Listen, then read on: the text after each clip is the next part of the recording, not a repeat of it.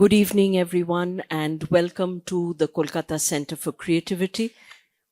We are in the second day of our Army Arts Festival, which is an integral part of the calendar of the Kolkata Centre for Creativity. The KCC is supported by the Emami Foundation, but it happens to be a not-for-profit public trust, which is steered by our dear chairperson, Mrs. Richa Agarwal. So without my saying anything much, I think we should hear from her. Unfortunately, she has expressed her regret at being absent this evening because she has had to travel to see her parents, or else she was really looking forward to being here.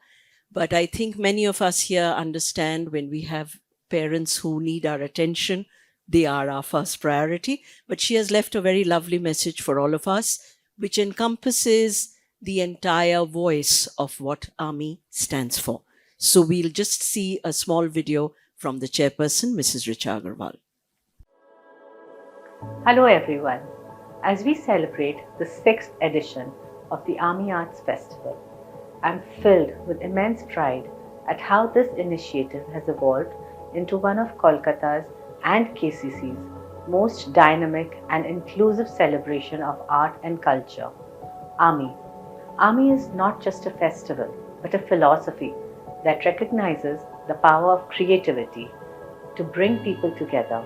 It represents both individuality and collective spirit, bridging disciplines, language, communities through dialogue, performance, and expression.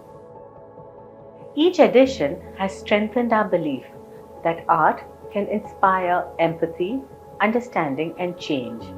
Through Army, we aim to nurture a space where artists and audiences can meet as equals to share, question, and imagine a more connected cultural future. My heartfelt gratitude to all of the artists, curators, collaborators, well-wishers, partners, and my team who continue to make this festival a vibrant testament to the creative spirit of our times. Looking forward to seeing you all at Army to celebrate us, to celebrate you.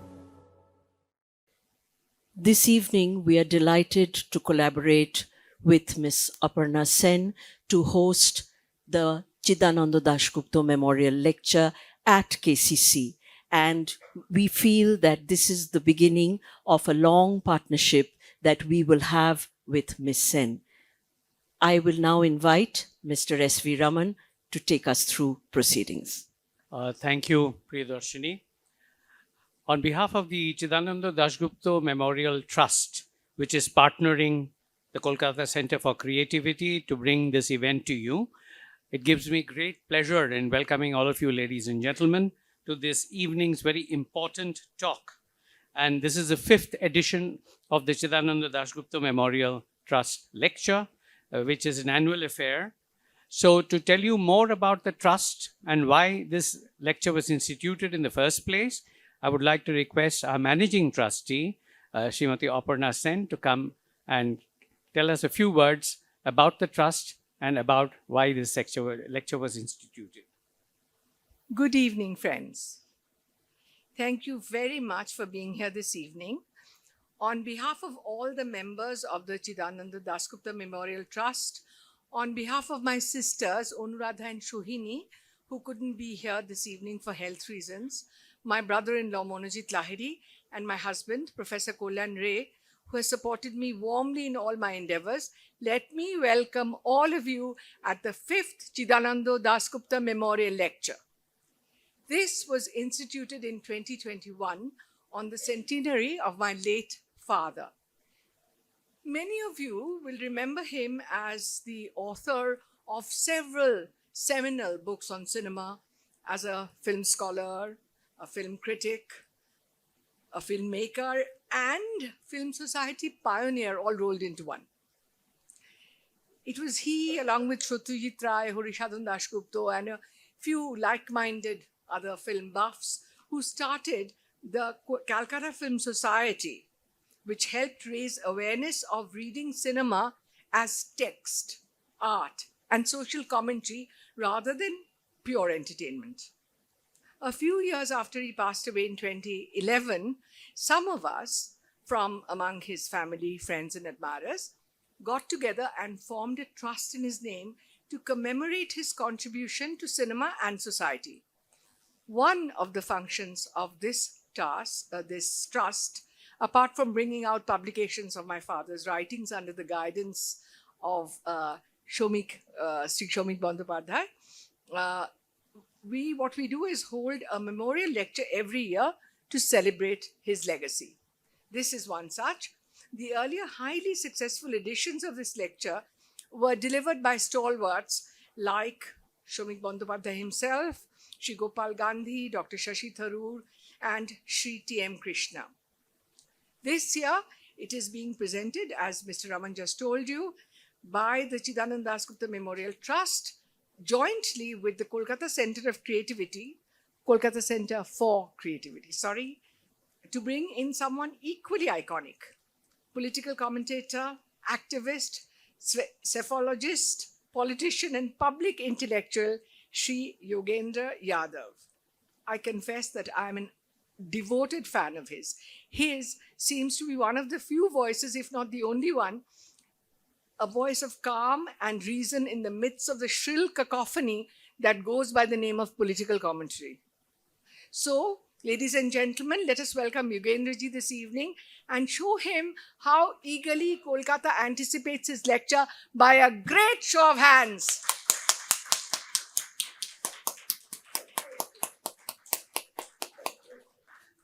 Now over to Mr. Raman again. So I request Aparna not to leave the stage. So now that the speaker has been introduced for the evening, and most of you who have come here have come specifically to hear him, I'm sure. So we don't have to elaborate on his achievements. You all know about his achievements. So may I request the speaker to please come up on stage so that we can start the lecture as early as possible. There's a small little felicitation ceremony at the beginning. So may I request the trustees of the Chidananda Dasgupta Memorial Trust to come up and felicitate the speaker for this evening, along with the managing trustee, Aparna Sen. Shomikda, please do come up. Kullan, Krishna. Is anybody else here?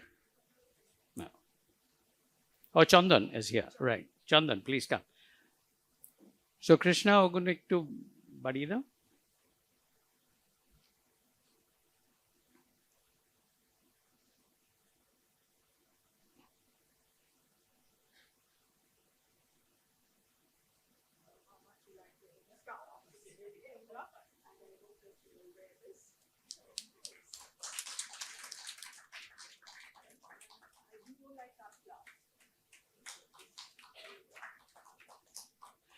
All right. Yeah.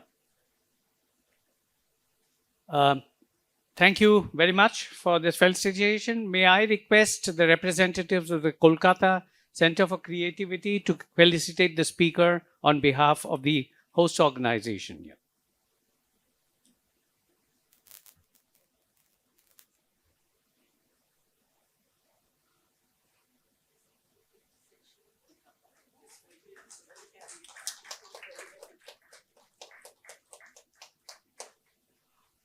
All right.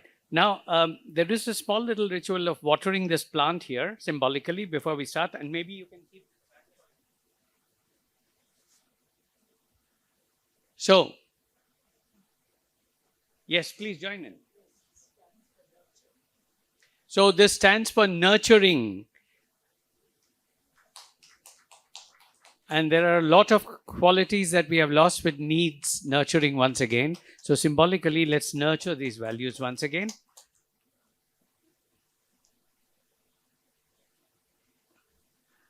And I think I shouldn't be left behind. Yes, please go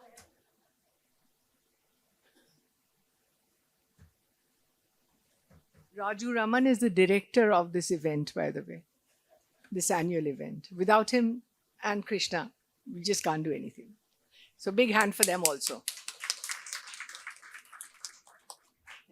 That's a very nice way of shrugging responsibility. Anyway, but thank you, everybody. We'll now sit back and listen to the lecture. Thank you very much. Thanks for coming. Thanks to the Chidananda Dasgupta Memorial Trust for this honor. Thanks, Didi, for the kind introduction. I must say I feel somewhat awkward following in the footsteps of such distinguished speakers as you've had in the last 4 years. I feel awkward also in the presence of some of the most distinguished intellectuals and public servants in this country who could speak on this subject much better than I possibly can. I also feel awkward because I'm not a cinema buff. And while I had read some occasional articles by Chidananda Dasgupta ji, I really didn't know the connect till you sent me an email and I recognized the connect. But as soon as people saw that I was coming here for this lecture, someone said this morning, his writings inculcated in me an abiding love of cinema. So I can sense and feel how his role must have been, not merely in the study of cinema, but actually introducing it and producing a ecosystem, a culture of reading and understanding cinema, which people like me must learn from. I'm no longer an academic, and I feel awkward sometimes about this as well. I'm a political activist. So all the lovely few descriptions that you gave, only one of them applies, which is that I'm a political activist who is seen to be partisan. And indeed I am. In the circumstances of today, how can you not take side?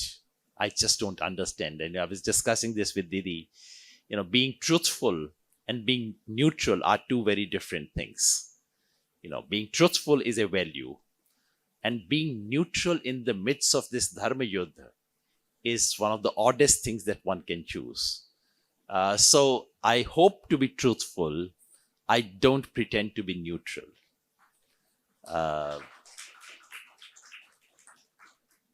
And I speak today in the hope that some of what I have to say may be of some use to my activist friends, to those who are engaged in this battle, those who do much, much more than I do, but who do never get any attention whatsoever, those who carry much higher risk than people like me do, but who are never recognized. When people say, and you said one of the few sane voices.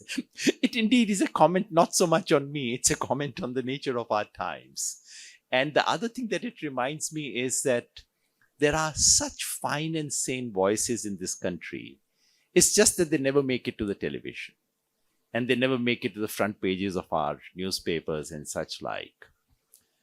So I speak here in the hope that some of those voices may also find some expression through someone like me. One of them passed away the day before yesterday, Sachidanand Sinha. He was 97 in Bihar, someone who's written dozens of books in English and dozens of books in Hindi, has produced such wide range of work which our universities are completely innocent of. Such is the gap between the world of ideas and the official ideas industry in this country. So I speak in the hope that some of those ideas, some of those voices also find expression in spaces like this one. So the topic that I've chosen is Reclaiming the Republic. The title itself presupposes three ideas. One is the idea of republic that is worth cherishing, worth reclaiming. Second is some sense of loss, that the republic was lost, if not wholly, in a very large measure. And third is the idea of reclaiming, the idea that what was lost can be reclaimed.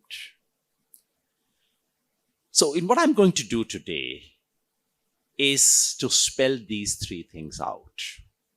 I begin by proposing a way of thinking about the idea of republic, a word we pay very little attention to, not just in ordinary speech, but also in the world of political science.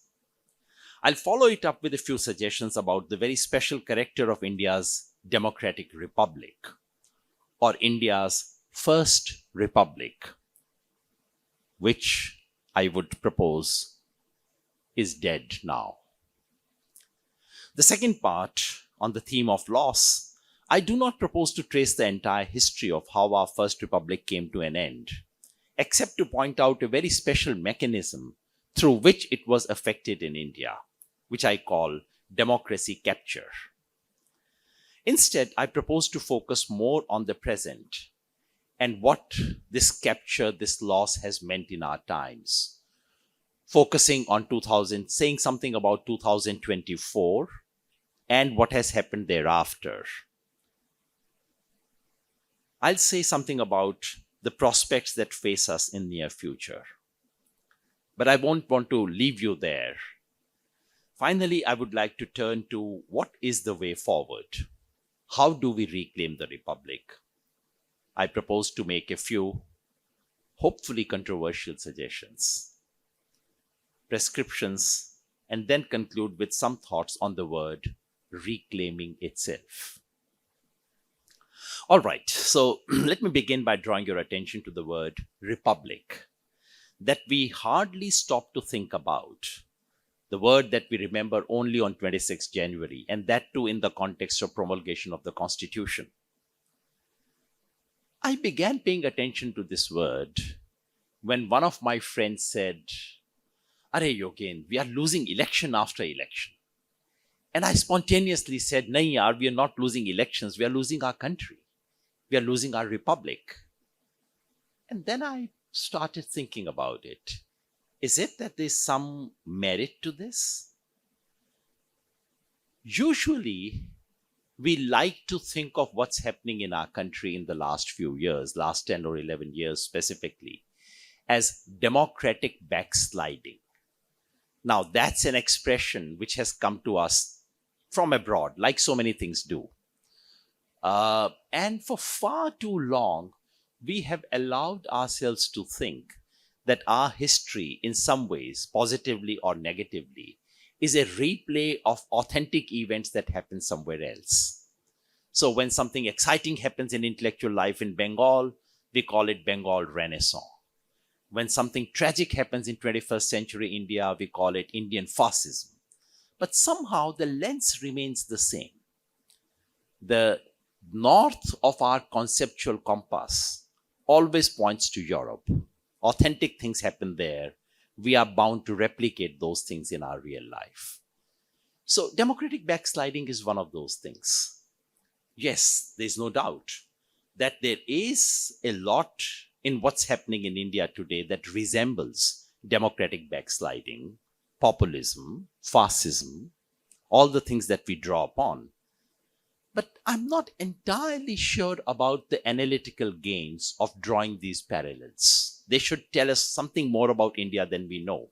I don't get that sense.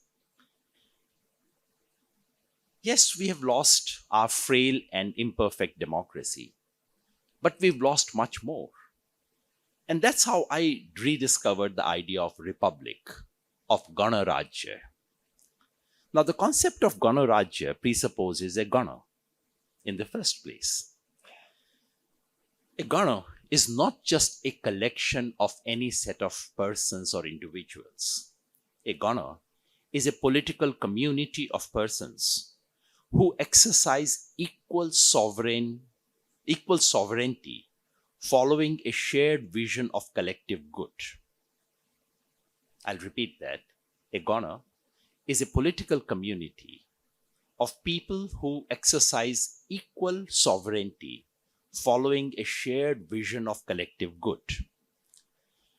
So therefore, a republic is not merely what we are told in the books of political science, which is if there is no king, you must be a republic. And we were told in classrooms, look, Britain is not a republic, but we are. And we used to derive enormous satisfaction from the fact that we at least have something that Britain doesn't have. But in a deeper sense, republic presupposes three things: a sense of unity, a community itself. Community has a built-in unity in it, which we these days call nationalism, a shared vision of collective good, an ideology, which we sometimes call the idea of India. I prefer the word India's Swadharma. And third, it presupposes a procedure for exercising popular sovereignty, those procedures that we today pack under the title of democracy. These three things are part of what we call republic.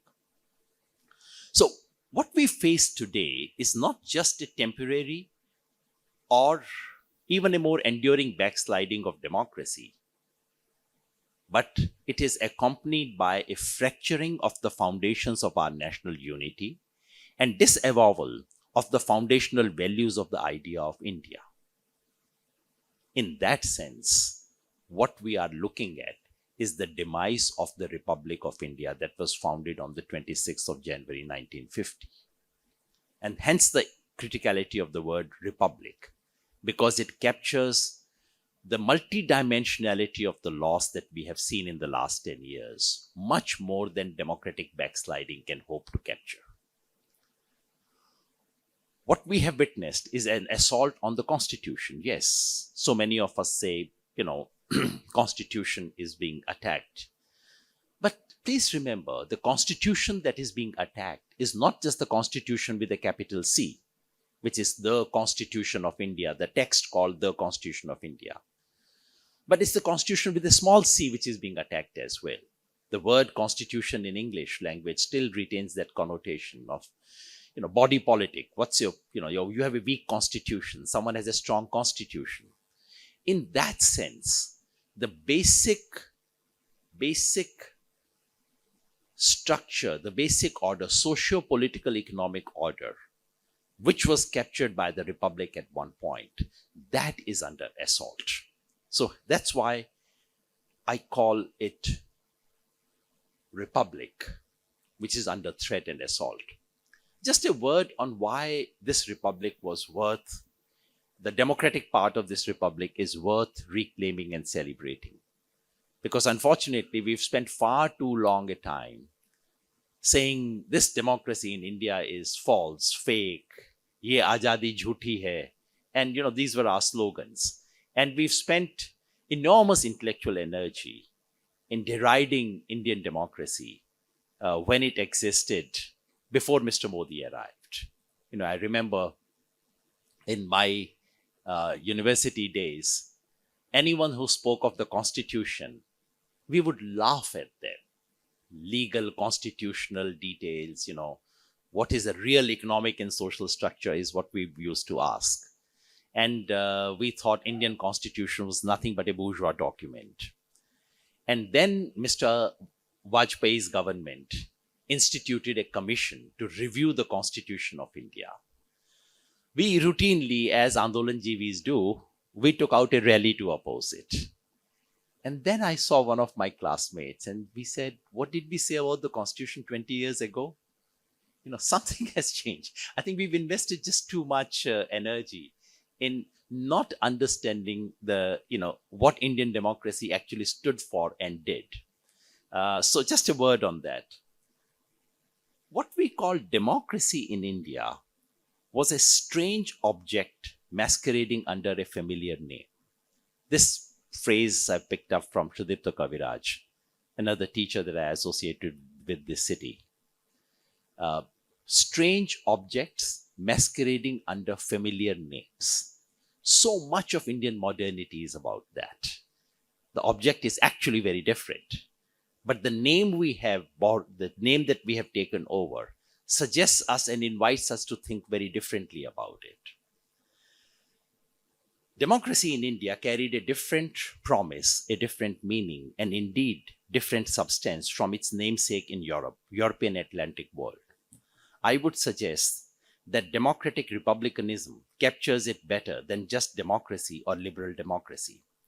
There is no doubt that the ideas and institutions that constituted Indian democracy drew upon modern Western experience. Of course, there's no doubt about it.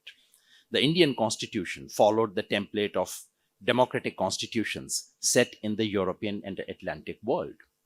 Yet, Indian democracy in practice was radically different from its namesakes in Europe and America. Thus, the originality of Indian constitution is not like the originality of Indian classical music. If you compare Indian classical music and Indian cinema, I'm sorry, that's the only thing I'm going to say about cinema. I know nothing. Don't take me seriously. But if you ask this question about the originality of Indian classical music and the Indianness of the Indian cinema, you would get very different answers. Because in one case, you can trace the originality you can trace the genealogy back to India, pristine, in some ways influence, but a direct continuity. But I often ask, what is the originality? In which sense is the Indian cinema very Indian? And we have this lovely exhibition on Shyam Benegalji as well here. Its originality is which uses a received technology, uses a received influence to invent a new form, if not a new substance altogether. So we're not used to understanding that. And therefore, the usual allegations about, oh my God, Indian constitution is alien, it's Western, it's foreign. No, but what have we done to that foreign influence is really the question, because so much of what is called originality in the world is actually rearranging received influences in a pattern which is strikingly new, radically original. Thus, to go back to the idea that I mentioned of strange objects masquerading under familiar names, political arrangement that was instituted by the Indian Constitution deployed the language of liberal democracy, but there was a radical disjunction between the form and substance of Indian democracy. Or to put it differently, the language of democracy was creolized. If you think of the Creole languages, which pick if you try to understand the English being spoken in West Indies, you wouldn't understand a word of it, although it's entirely English because it's been creolized. In a similar sense, we have creolized the idea of democracy. Many of the familiar ideas, practices, and institutions were redesigned or rearranged to create a pattern that was unique. Indian democracy was centered around the idea of popular sovereignty. People decide who to rule them. They expected the ruler to work for their welfare, failing which they can punish the rulers. This was very much central. And this is why many of the ideas of liberal democracy, of procedural ethics, of freedom of expression do not get privileged in our context, because the way we have interpreted that democracy is very different from the way it came. In its Indian version, democratic experience was shaped by practices that are not codified in the Constitution. While formal sphere of constitutionally mandated institutions always remained anemic, it was the informal sphere of what Parthoda has called political society that filled in the vacuum and accentuated and accounted for the vibrancy of the Indian democracy. So in a sense, it is by deviating from a given script that Indian democracy succeeded in our refusal to follow the received script. That was actually the strength of Indian democracy. While political parties were ubiquitous, their connect to the people was mediated by non-party political formations, social movements, community organizations, people's campaigns, and citizens group.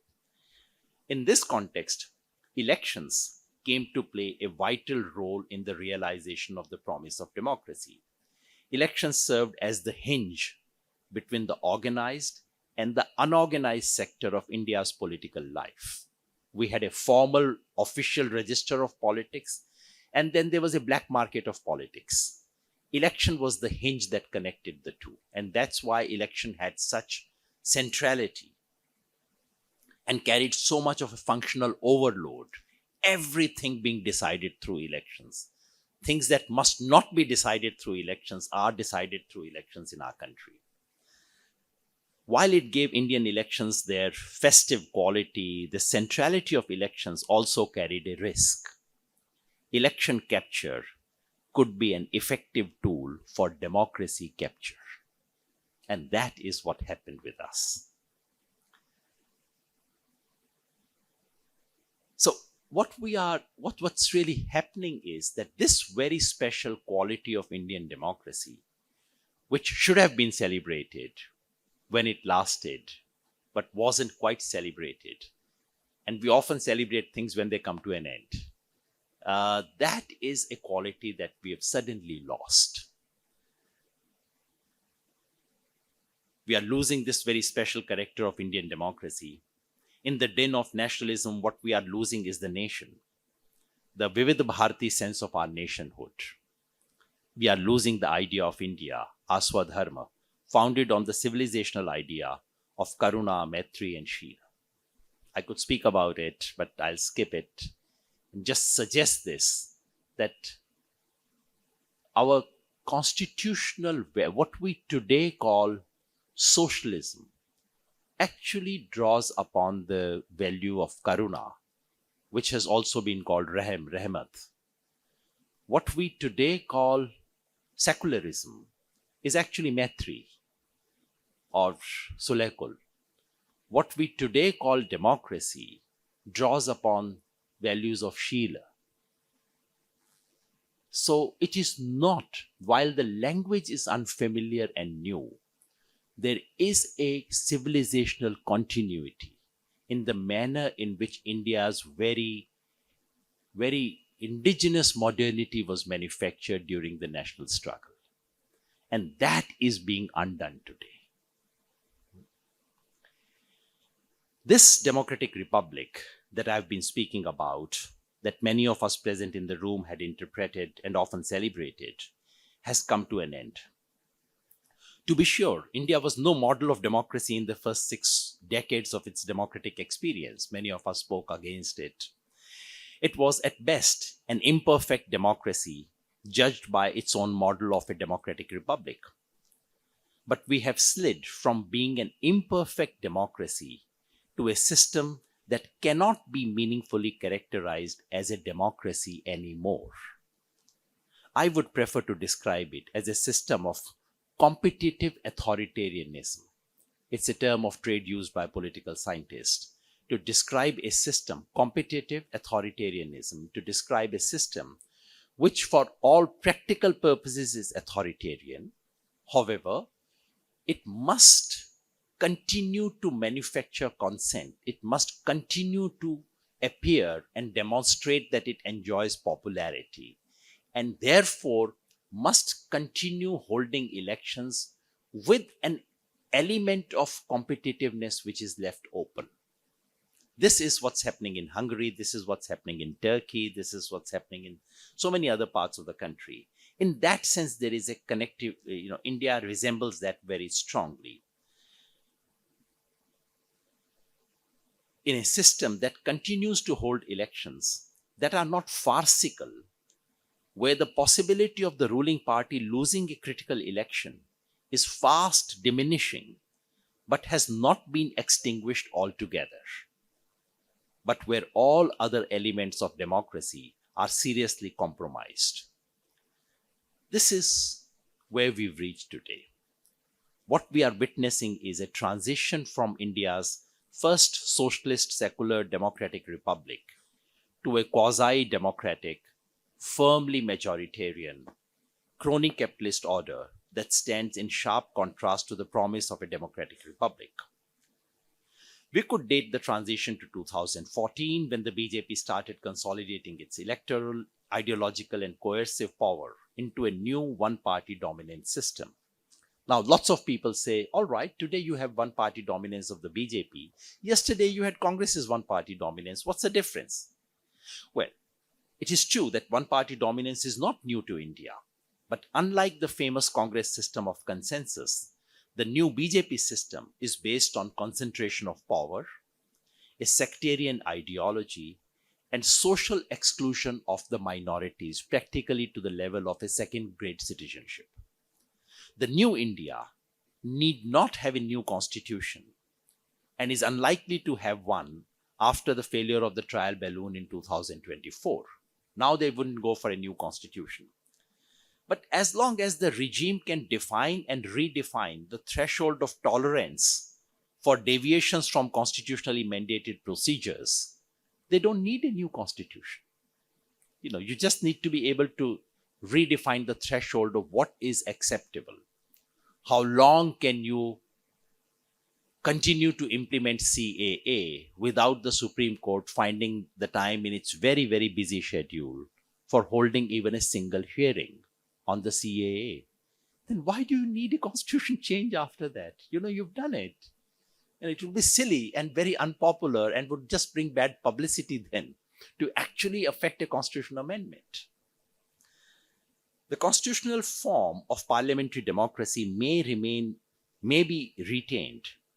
Yet for all practical purposes, India is drifting towards a Latin American style presidential democracy where the supreme leader draws power from the people and is answerable only to them once in a while.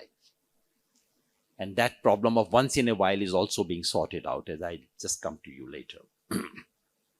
Elections are held without fail, but only to affirm the supreme leader's popularity. Instead of being one among many episodes in democracy, elections have become the only available democratic episode. Now, election is an episode. So democracy is an episode that's available to you. After that, things come back to normal. Emergency was at least pretended to be an emergency. Emergency pretended to be a short-term measure for some very critical disease, which was not the case, but it pretended to be. Now, no more pretensions. This is the norm. Democracy is an episode. Authoritarianism is the norm.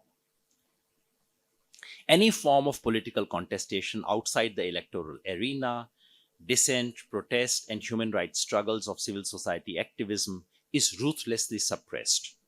For its survival and popular acceptance, the ruling dispensation depends on occasional electoral endorsements, a massive propaganda machine, formal and informal regimentation of non-state media, indirect control of the judiciary and other autonomous institutions, continuous crusades against internal enemies, and regular military adventures, especially preceding the elections.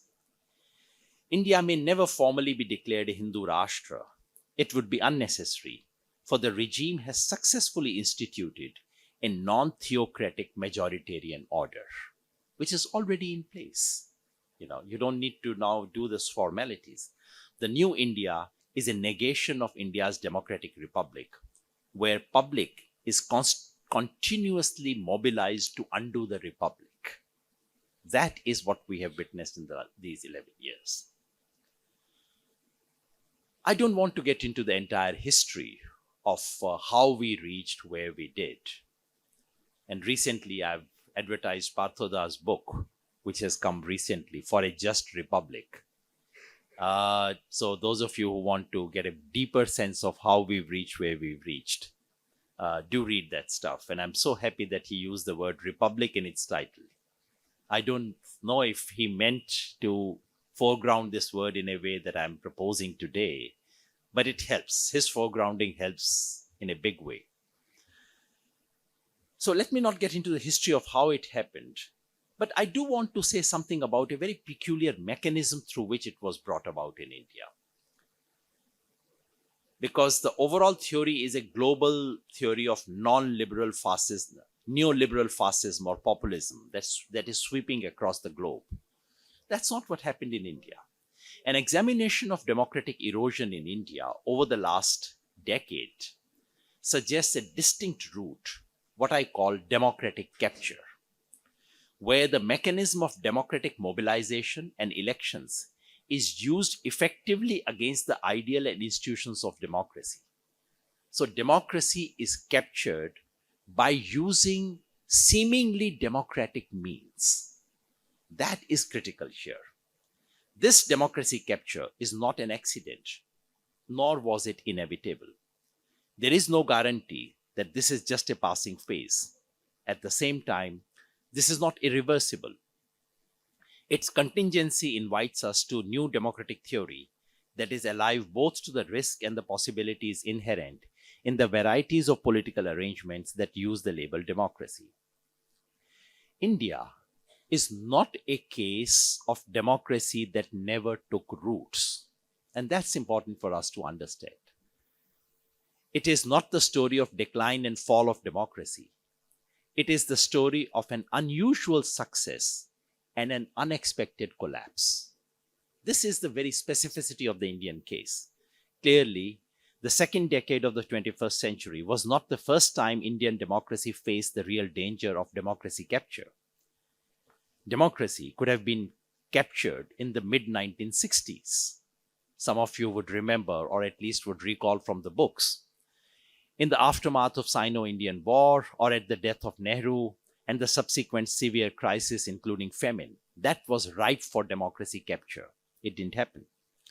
It happened and nearly succeeded during the emergency, being thwarted largely by Indira Gandhi's self-goal, when her overweening self-confidence and misjudgment about her popularity led to her calling the elections of 1977. She could have decided not to do so. It would have been a perfect democracy capture then. Arguably, the intersection of Mandal and Mandir with the sudden collapse of Congress and the economic crisis around 1990 offered yet another possibility for democracy capture. But as so often happens in history, there was a road that could have been taken but was never taken. In each of these instances, a possibility that existed did not turn into an occurrence. As a matter of fact, 2014 was the least probable of all these moments. And that's the funny thing about it. If you thought, if someone in a world told you everything about India and said, tell me at which point in history do you expect this country's democracy will be captured? Tell me at which point do you expect it to happen? I bet none of us would take 2014. We would probably pick up 1952. We would probably pick up 1966, possibly 1977, not 2014. And that this is the real thing of history. That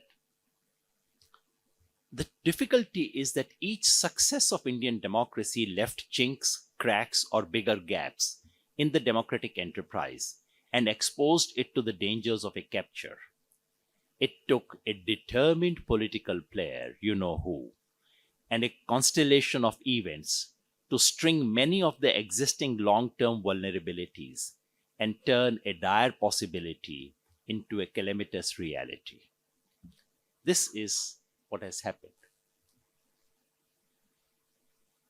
Does this picture hold after 2024?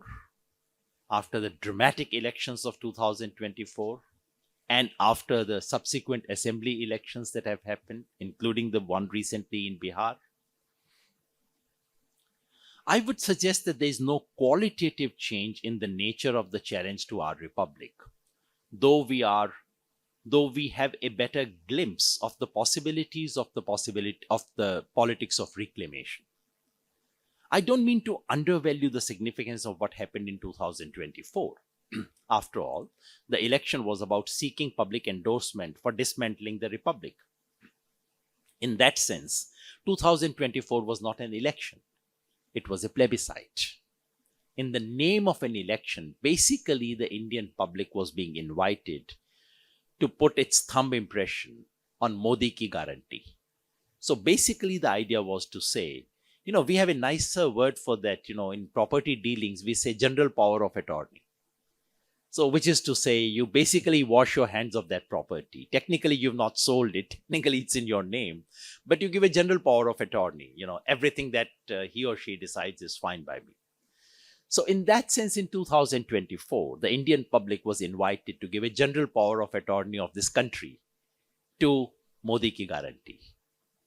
Now, the funny thing is this, that this election was not about the NDA, not even about the BJP. It was about the supreme leader seeking unconditional approval. Hence, the threshold of victory was kept very high, 400 par, though unspecified. It was not just a plebiscite, it was a carefully orchestrated plebiscite.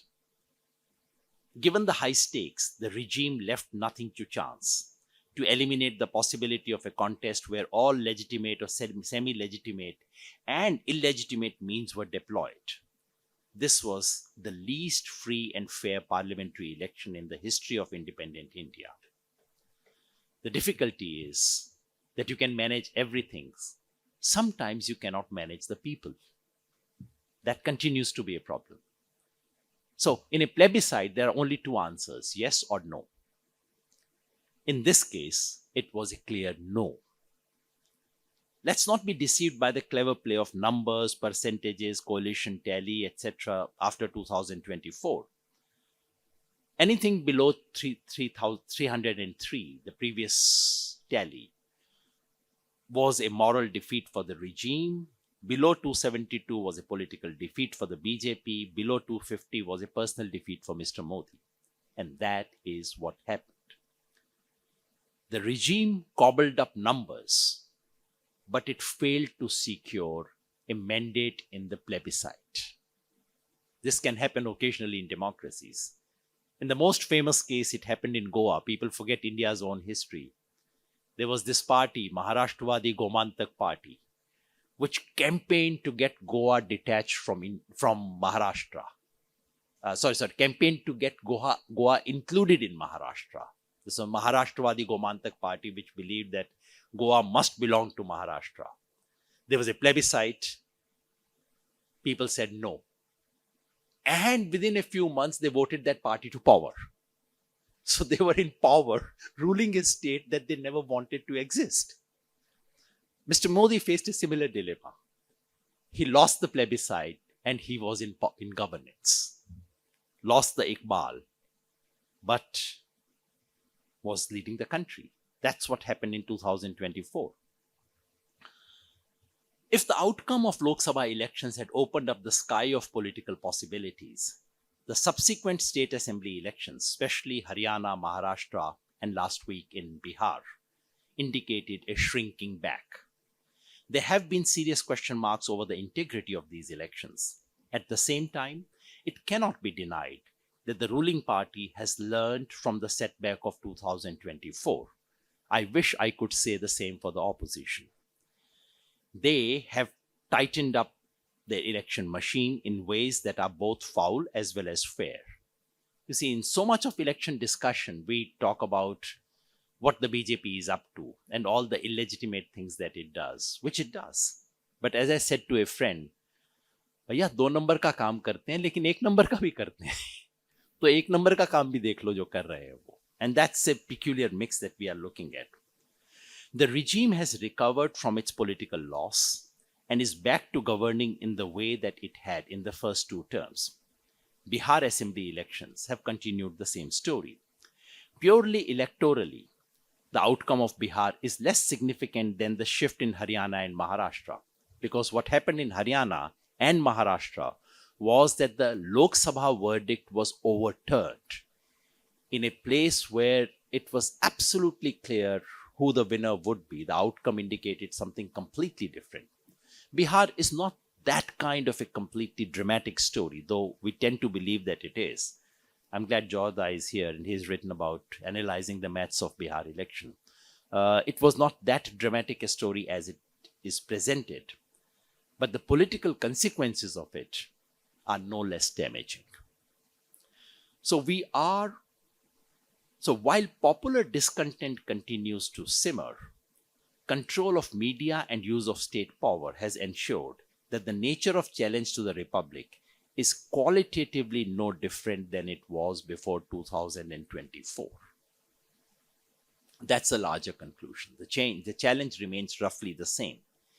If anything, the regime has not only learned to respond to it by controlling the election commission, by improving its election machine, they are also coming up with 3 major devices to alter the architecture of electoral democracy in India in a way that would permanently favor the BJP. So the playing ground, which was never leveled, has consistently favored the ruling party.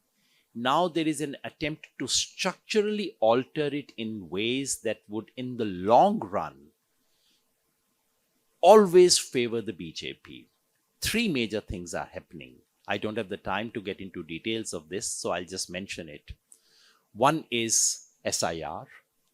SIR is not about cleaning up electoral rolls and all the nonsense that we are fed every day. It is about structurally excluding about 5 to 10% of persons at the bottom of the social pyramid from voters list. This happens all over the world.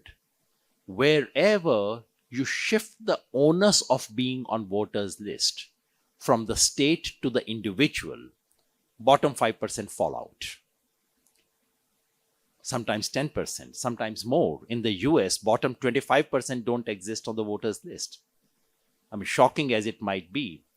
In India, because in both India and US had elections in 2024, of 100 adults in Indian population, 99 were on voters list. Of 100 adults in US population, only 74 were on voters list. This is not a conspiracy. This is just the design of shifting the onus onto the voters. It's your responsibility to be on the voters list. You didn't fill the form. You didn't approach us. You didn't give papers. What can I do? This shifting of the onus has this structural effect. And second is raising the barrier of documentation. All over the world, disenfranchisement has always followed this absolutely box standard formula. Demand documents that you know certain sections do not have. This is what happened in the US in the 19th century. This is exactly what's being repeated here. I know you don't have those documents, and those are precisely the documents I would demand of you. So then you don't figure, and I'll say, well, I didn't discriminate. I just asked for documents. That's really what SIR is about. Systematically would disenfranchise migrants, systematically goes against women. And it's such a scandal that this has not become an issue in this country.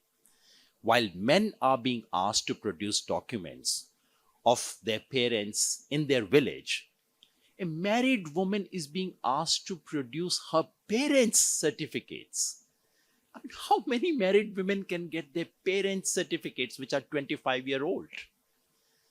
This blatant anti-women, this discrimination, and no wonder 9 lakh women have dropped out in Bihar just because of this.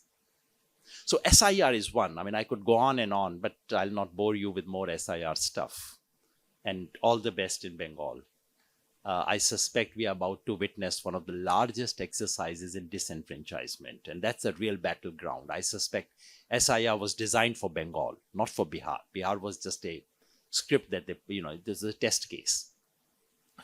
But do remember 2 other things that are happening. One is delimitation. What does delimitation do?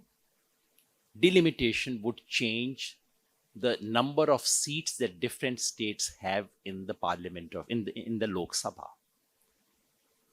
And if you follow the population projections for 2026, which are fairly robust, things are so beautifully arranged. This is Adam Smith's hidden hand. Someone has designed in this. Now just look at what would happen one delimitation takes place.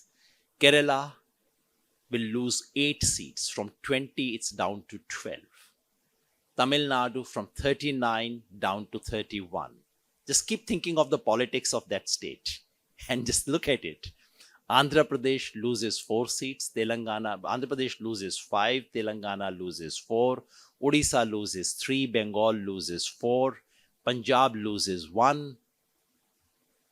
As if someone has designed it for the BJP.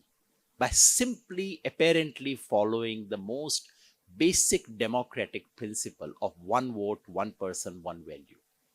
This is what delimitation would do. So in a sense, what delimitation would do is that states where BJP is assured of long-term success, those states will now have a firm majority in the Lok Sabha. That's delimitation for you. And third is one nation, one election. One nation, one election would change the calendar of democracy. What it would do is that it would reduce, all that nonsense that we are fed, it would lead to efficiency and this and that. I hope we don't take that too seriously. This is about reducing the clutter of elections. And it is about reducing the job of having to manage elections only to one episode in 5 years. Instead of now Bengal, now Bihar, next year UP. So just think of the ruler and the kind of problems that they have to face. And as I said, one of the remaining problems in this democracy is people. They cannot all the time be managed. It takes effort. You have to give them 10,000 rupees. You have to do all kinds of things to manage them. Why not reduce it to just one episode in 5 years? Ek baar mein sab manage kar lo, bas. That's what one nation, one election is.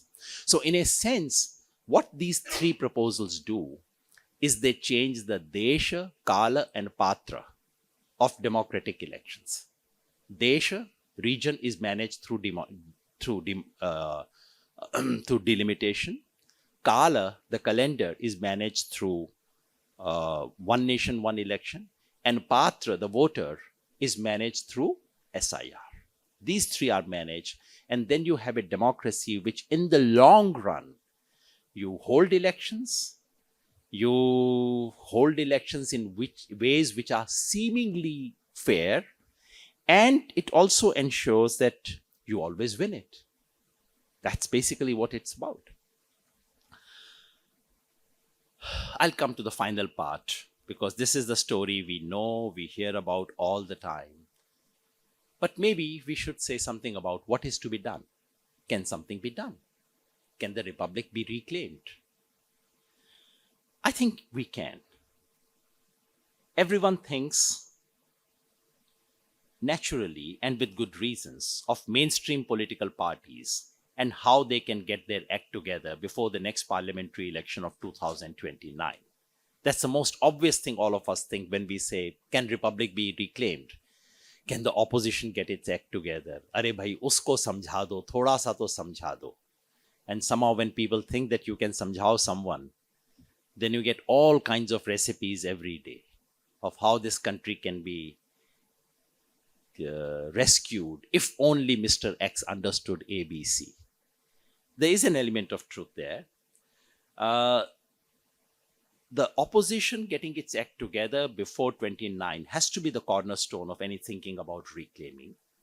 At the same time, any serious thinking on this score must link various fields and sites of action. The tactics need to weave the familiar moves with new and surprising maneuvers. The strategy must harmonize the immediate with mid-term and long-term. The vision that guides it must recast the foundational vision of the Republic for our times. Let me speak of three different tiers on which something needs to be done. One is the most immediate, accessible, and familiar field of electoral politics. Something needs to be done about in the elections to ensure that our republic can be rescued. Number two is the field of social movements, something more than just elections. Social realignment is what needs to be done. And third is the field of ideas and culture, which to my mind is absolutely critical to reclaiming the republic. We are not at a point where just one electoral strategy, just one smart leader, one decent manifesto, one well-oiled, well-run campaign would save this country. All this is necessary, but not sufficient. We need something much serious, much deeper. Let's begin with the most visible and obvious issue of electoral alternative in the party political arena. To my mind, notwithstanding the serious setbacks to the opposition in the recent state assembly elections that I alluded to, it does not erase the basic lessons that we learned in 2024. That there is considerable, if latent, popular unease with the regime. if not resentment, that has been building up for quite some time. That people are waiting for an alternative that appears somewhat credible, that Indian voters would not willingly accept their right to, not willingly surrender their right to choose and punish their rulers. All this still holds. The simple lesson for the opposition are for everyone to see. The India coalition must hold, if not expand, till 2029. Within the coalition, the principal challenge and the principal responsibility lies with the Congress party, whose revival in North Indian Hindi states holds the key to defeating the BJP in the coming parliamentary election.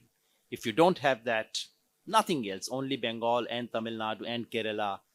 Sorry, I mean, great respect for Bengal, but only you cannot save this country. Something has to happen in the Hindi heartland for things to change. The combined opposition may not need a face. It already has one to the extent to which it needs that. But it needs a narrative, a shared agenda that can be put forward before the people and can at least begin to look credible. When you go out in Bihar and say, I will get government jobs to every single of the 2.5 crore families of Bihar, you cannot expect to be taken seriously after that. And there are not 2.5 crore government jobs in this country, let alone Bihar.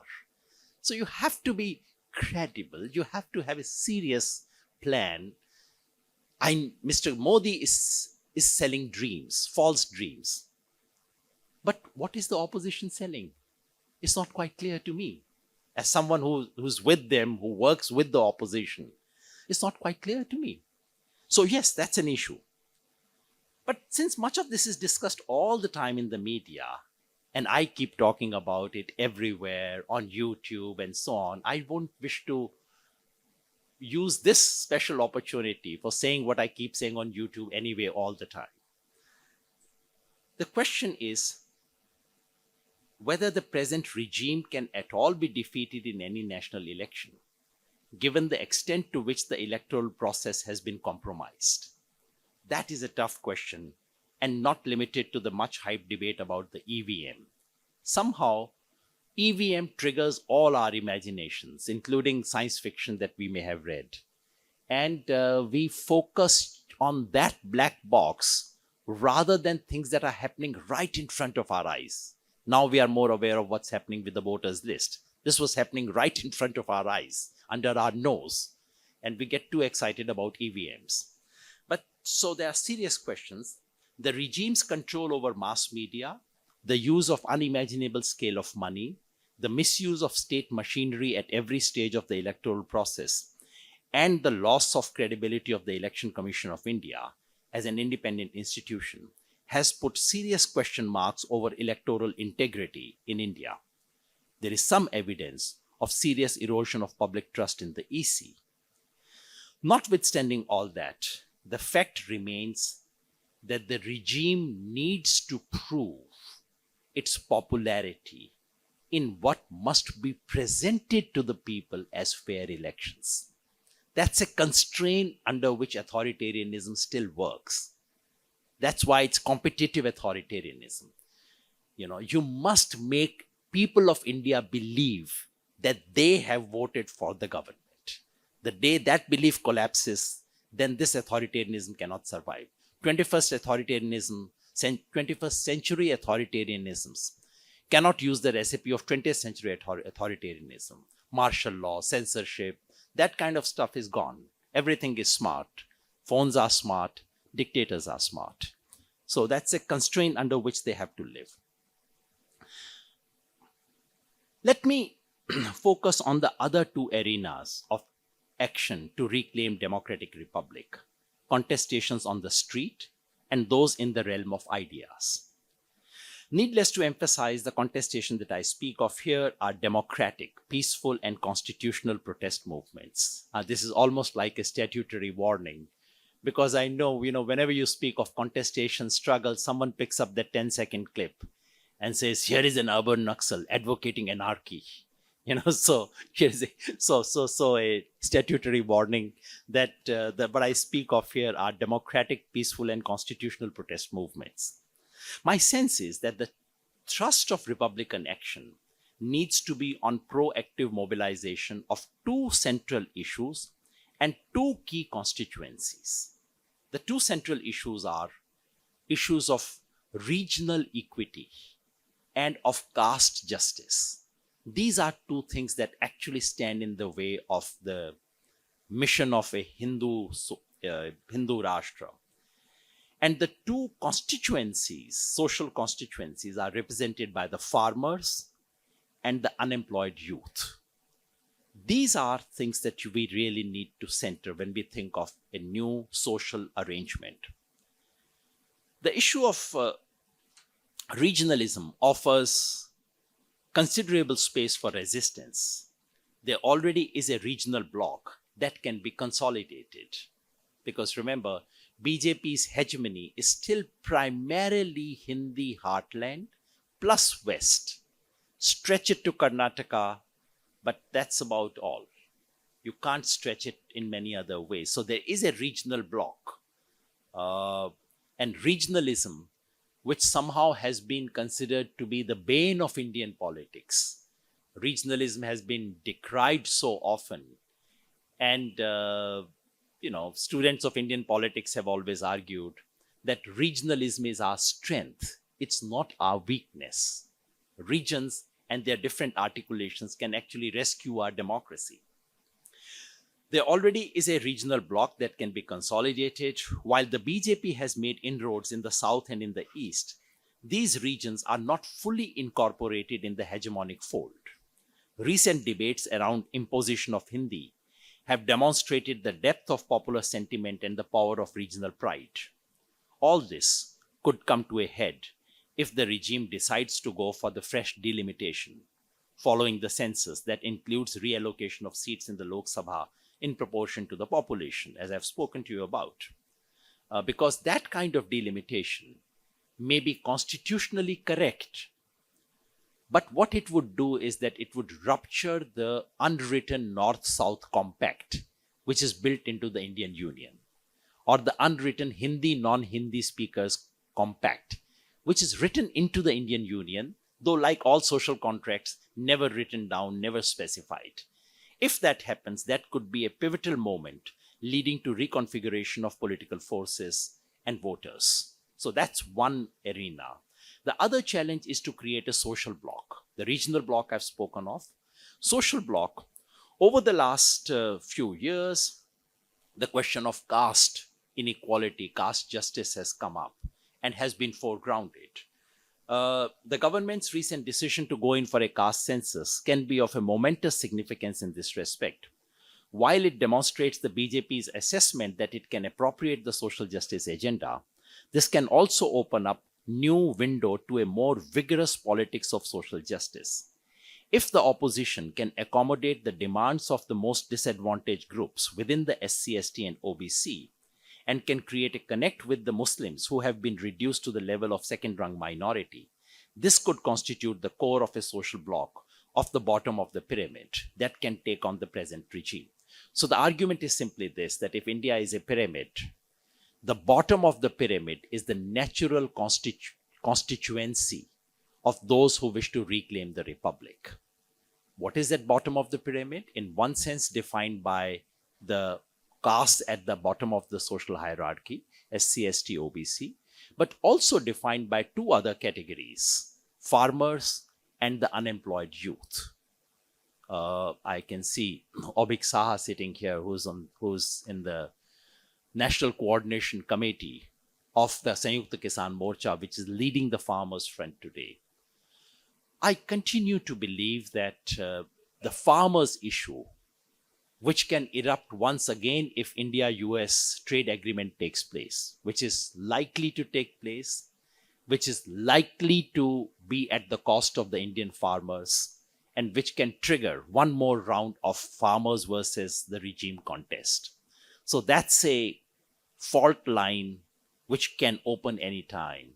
And then is the fault line, of course, of the unemployed youth, which are very difficult to mobilize.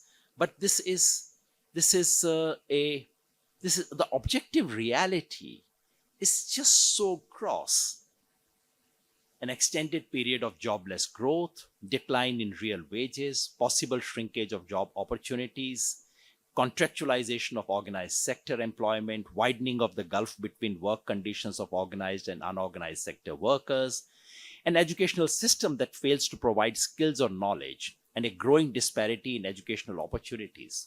All these have created very strong objective conditions for a movement of the youth on issues of equal educational opportunities and job opportunities. This, to my mind, is the social bloc that needs to be created. But I must conclude by speaking about the final thing, the battle of ideas and culture, something we don't sufficiently talk about. And somehow we have started believing that BJP can be defeated simply by electoral political maneuvers. That's not the case. The fact is that people like us, and I possibly speak of a large majority in this room, we have lost an ideological battle. We have lost a battle of ideas. We may not like to believe it, we may not like to admit it, but that is what has happened. And unless we regain that, any electoral victory that we might get would be temporary. BJP today is in power based on a massive shift of the ideological spectrum of this country. 10 years, 20 years ago, even 10 years ago, things that you would consider lunatic, things that you would not speak about in civilized company, are being spoken in television today, because the entire spectrum has been shifted there. This is exactly what happens when a spectrum gets shifted. Dragging that spectrum back is the principal challenge. This is, of course, a long conversation, but allow me to make some provocative suggestions.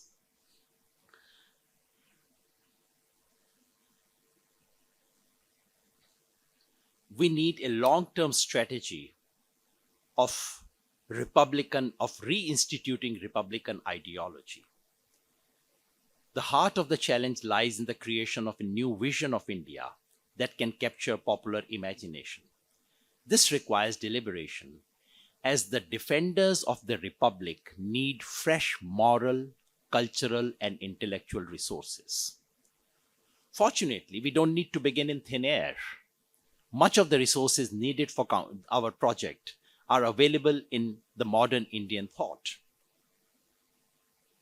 Modern Indian political thought is an extraordinary repository of moral, intellectual, and cultural resources that can help us collectively negotiate our present.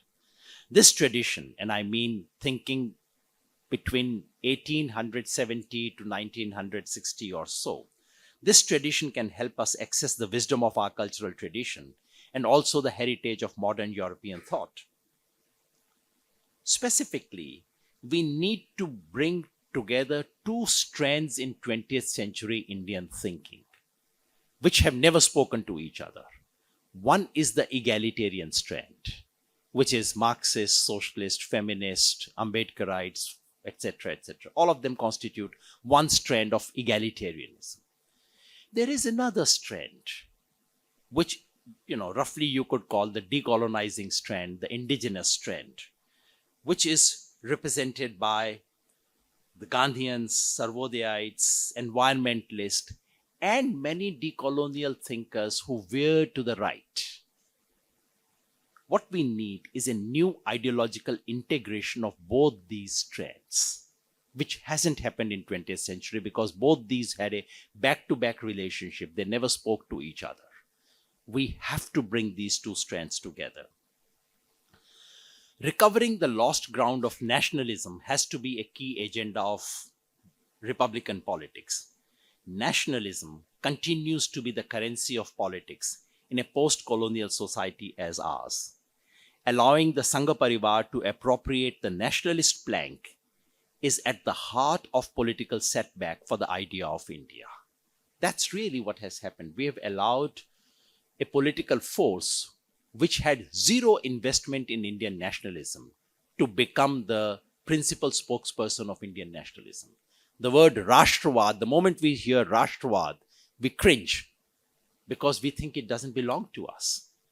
And many of progressive intellectuals have started feeling very awkward about the very idea of Rashtravad, nationalism, because in a strange way, in a vicarious way, we have taken on the guilt of German nationalism. That's not my nationalism.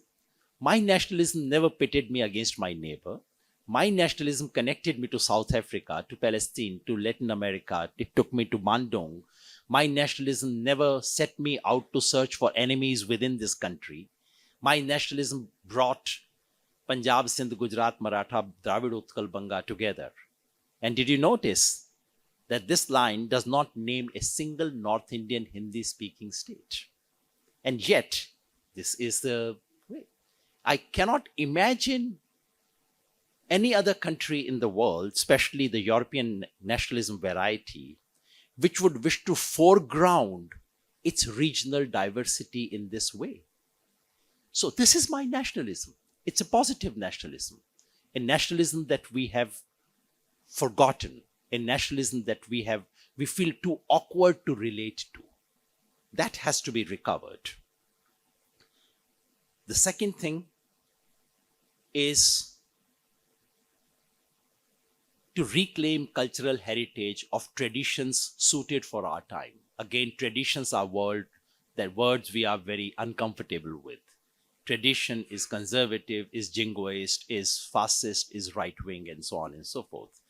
I think we've made a very serious mistake. And on that front, once again, modern Indian political thought had invested deeply in our traditions. Now, investing in our traditions doesn't mean uncritically accepting everything that comes from the past. We firmly rejected so much of what came from the past. We put that in the dustbin where it deserved to be. But we did not put everything in the dustbin. There is no society in the world that refuses to drink water simply because the river carries some sand and kachra as well, trash as well. All societies separate the trash and drink the water. This is how we should deal with our traditions. We haven't done it. And finally, if it is not controversial enough, religion is something we need to learn to deal with afresh. I think modern, liberal, progressive Indians have simply not understood religion. Now, not understanding something, not knowing about something is all right. All of us are illiterate in so many things, as I am about cinema. But illiteracy, ignorance and arrogance is a deadly combination. And which I suspect is what the Indian elite has done. Modern Indian liberal progressive elite has been ignorant and arrogant.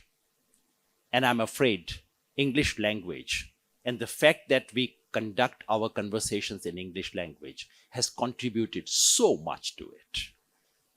So much of us, when you look at what's happening in the US and you look at the coastal elite on the eastern and the western coast in the US and how they are reacting to Mr. Trump as if he doesn't belong to their country, as if they are right and it's just the country which is wrong, and the sheer arrogance of the coastal elite in responding to Mr. Trump, I suspect we are no different. When I read novels of 19th century Russia, the Russian elite which spoke French and was scandalized by what the Russian peasants were doing occasionally, we are no different. This distance has to be bridged. Indian freedom struggle, modern Indian thinkers, practically all of them read English. Many of them wrote comfortably in English, but they were all deeply connected to the world of their own languages, very, very deeply invested in their languages. I don't think that can be said about the modern Indian intellectuals today. If anything, their organic connects are to the American universities. This is what is causing us. This is ordinary people cannot see it. They cannot spell it out. but they can smell it. They smell something rotten about our conduct. They smell that this deracinated element of the modern Indian elite is something they smell, they resent. And this resentment comes to us in the form of Mr. Narendra Modi. This is a hard fact. We have to learn to deal with it. So, as I said, I was hoping to make some controversial suggestions about our languages, about our intellectual traditions, about our religious traditions. The more I think about religions, I think of religions more and more as languages. Just as in any language, you can write 4-letter words and you can write the best love poetry. Similarly, religions, you can do some of the nastiest things in the world in the name of religion. And some of the finest stirrings of human soul have happened in the name of religion. We have to learn to speak that language, which is not to say that we have to pretend to be religious. Someone like me who doesn't go to any temple, gurdwara or masjid, from tomorrow if I start pretending, that would be useless. We don't need to do it. Nastik is also a sampradaya in India. Very well respected sampradaya. That's all right. We can be that. But it's understanding the world of religion, understanding the language of religion is something that we need to invest in. That, to my mind, is necessary for moving away from a secularism which has been deracinated and culturally empty. A final word on reclaiming itself. In its generic meaning, reclaiming appears to signal back. It is about claiming back something that always belonged to us. But reclamation also carries another forward-looking meaning. People in Mumbai know it. I don't know if it's practiced in Calcutta real estate market. Reclamation. The moment you say reclamation, some real estate wala's eyes light up, because it refers to the process of making something, usually land, suitable for some use, typically farming or building, by removing something, often water, that makes it made it unusable. This could also be used for recovering useful substances from waste or reforming someone and so on and so forth. So reclaiming is not necessarily about gaining back, claiming something we once had. It is also about gaining forward, claiming a potential, claiming something we could have had, though we didn't quite have it. I would wish to propose that this is what we need to do to our republic. Reclaiming the republic is not only regaining and recovering the India that was before 2014, because India before 2014 was also not a lovely country. Reclaiming is also reclaiming the potential of India that could have been, that we can make. And in the last instance, as I'm so fond of saying, republics are saved not by parliaments, not by judiciary, not by the elite. In the last instance, republics are defended and rescued by the public. Thank you very much. Thank you very much, Yogendra ji. Let's hear it once again for the speaker of this evening.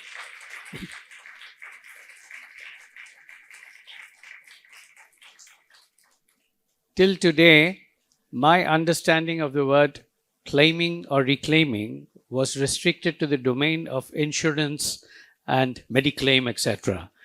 But after this evening's lecture, I shall start using the word reclaiming in a much different sense altogether, as suggested by you, certainly. But one thing is certain, that after listening to whatever you have said this evening, I can claim without any fear of contradiction that a lot of questions have been raised which need our attention. A lot of thinking has to be done, and a lot of reclaiming, in the sense that you explained it at the end, has to be done. For some concluding remarks to close this evening, may I request our trustee, Mr. Shomik Bondapadhyay, to come up onto the dais and make some concluding remarks. It has been a wonderful evening with a rich store of ideas, questions, self-questionings even, churned up by the remarks made by Yogendra Yadav.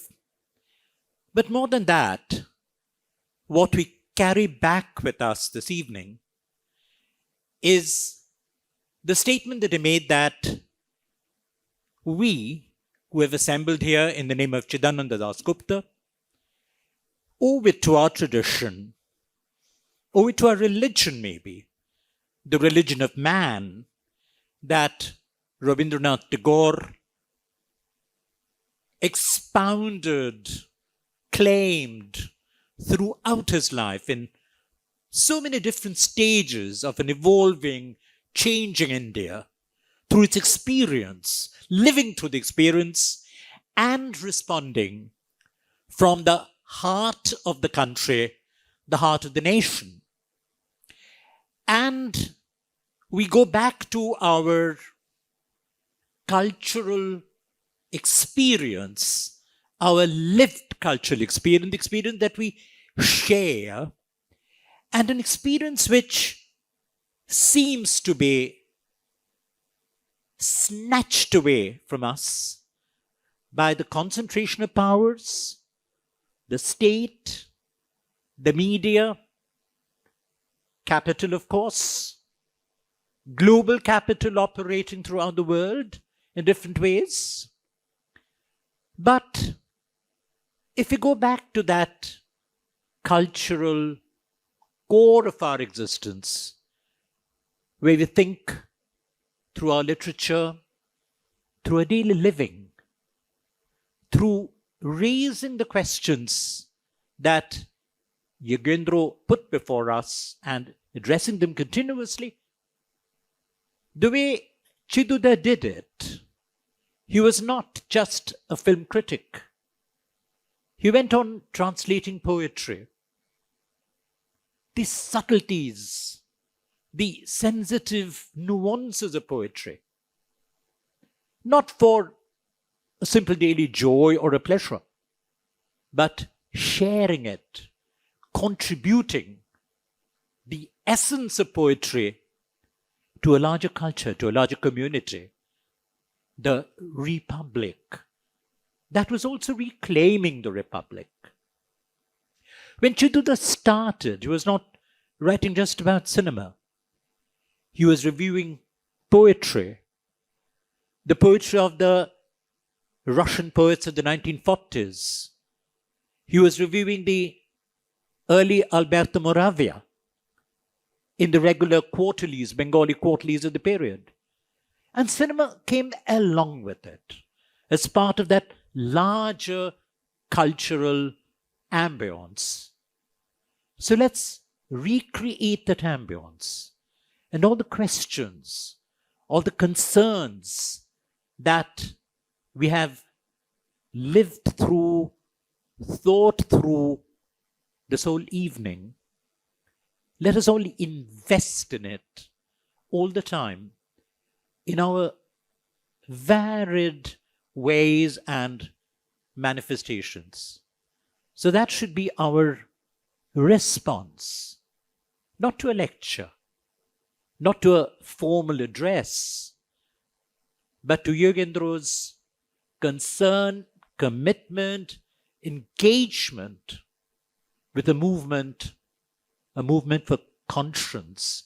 And it's conscience that demands that our lost republic has to be reclaimed. And we owe it to our people with whom we tend to be separated, alienated continuously. Thank you. Thank you very much, Shomikda, for so brilliantly summing up the takeaways from this evening, as only you can do. Once again, we thank the speaker for this evening, Yogendra ji, very much. Thank you very much for a very thought-provoking lecture.